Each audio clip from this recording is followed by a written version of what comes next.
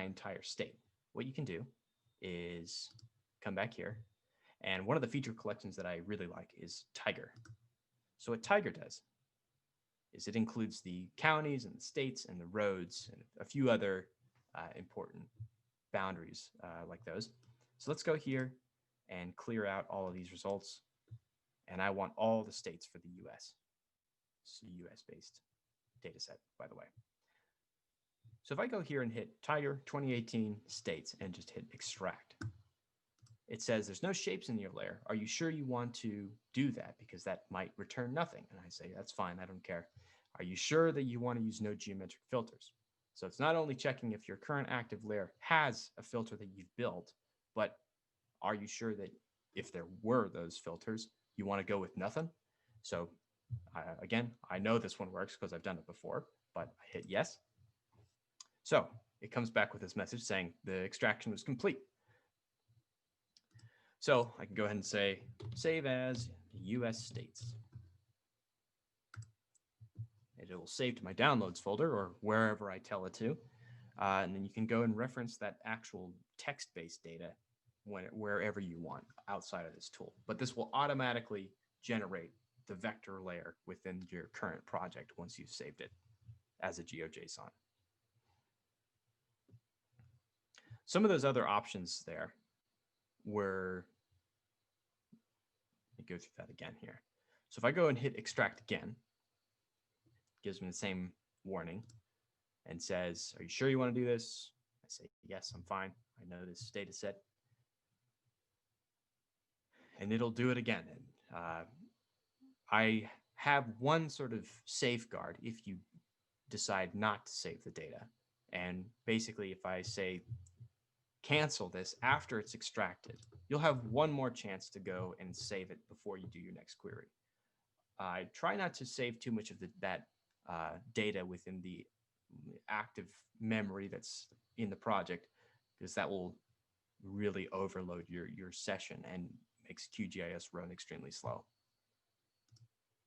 So if I hit extract again, it tells me, oh, your previous data is still there. Do you want to save it before you continue this extraction, or are you totally done? Do you want to clear it? So let's say I want to clear it. I say, nah, don't save. Okay, it's clearing the previous request, and it will continue on to the next one. Again, here's the warning. Seems a bit redundant that I'm doing it over and over for this same data set, but believe me, when you get to more data sets, this is a very important check that you want to know which filter you're using to conduct the next extraction. So let me go ahead and show you some of the different options to save. So for this data set, so that 6 data points that it's getting is actually just a few different categories of the type of data. So it's one of those categories in particular is a very long list of coordinates, and that is basically lost if you pull that into a CSV file. So this is every point on the map that is defining a state border, and that exceeds the limit of Excel. So I do not make that an option for you to save it in this format. But for other formats where you have explicitly listed a latitude-longitude pair associated with each point, for example, each of the locations of those PowerPoints, or power plants, not PowerPoints, you can actually pull that into an Excel where it makes sense. So for this case, you just want to save it as GeoJSON or JSON. It's actually kind of the same thing in this case. And there are many other tools that could translate that data to CSV if you really want to pull it out that way. You can actually view that tabular data within QGIS if you're interested in looking at it, and I'll show you how to do that. So let me just cancel this because I already downloaded it. Why would I save it again? Now, you'll notice here the country looks a lot wider, and this is because the coordinate system has actually changed based off of what Google has saved this data set as. So the transform is an important thing to note when you're talking about coordinate systems. Latitude, longitudes are not the only way to put a point on a map. There are tons of different ways to actually show where you are in the world. You want to make sure that your lines and your shapes are lining up with your data. So I keep changing the session's coordinate system to match that most recent data, because QGIS can actually adjust this on the fly rather than me adjusting the data set that is saved in Google based off of your session. Let's look at New York here. So if I want to pick New York as a filter, the whole state, all I have to do is say, select that polygon, and there it is, it's a filter. So now let's go back to the power plant data set.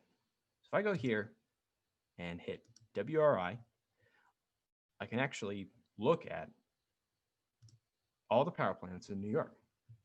So let's try to do that. Hopefully there aren't more than 5,000 elements that I'm trying to query here. I'm hoping this is going to work. We'll figure it out. So if I go ahead and just extract this, okay, I have previous data that I extracted because I canceled the save. So I actually don't care about it. I'll just clear it out. And it will continue on with this request of the boundary of New York State, querying the data set for power plants. Let me save this as power plants, New York. And let's go ahead and save this. All right, there we go. We were successful in getting all plans for New York. Now, what do these pink randomly colored dots mean on this map? One thing that you need to really be familiar with is getting into the properties of the layer. So if you want to change the colors, categorize your data points, or measure different areas in comparison to other areas, it is really critical that you get into this layer properties tab. I don't mind that it is just a point on a map at this data set, but what I want to make is I want to show what are the different power plant fuel sources out of this data set.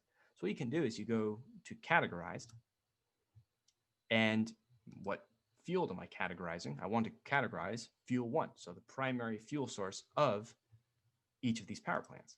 So once I data fill this value, I can hit, okay, just make them random colors and classify. There we go. Now, anytime you see a sort of bluish biomass, a bluish dot, it is a biomass primary fuel source power plant. This one assigned orange to coal, and this needs to be black because it's coal. Purple for gas, this sort of cyan color for hydro, yellow for nuclear, pink for oil, red for solar. You know, you can change this however you like to see it, but we'll just keep it like this for now, just for the sake of time. And now I can put this and see in my legend each of these color codes. So that is essentially how you can view these different power plants based off of your state.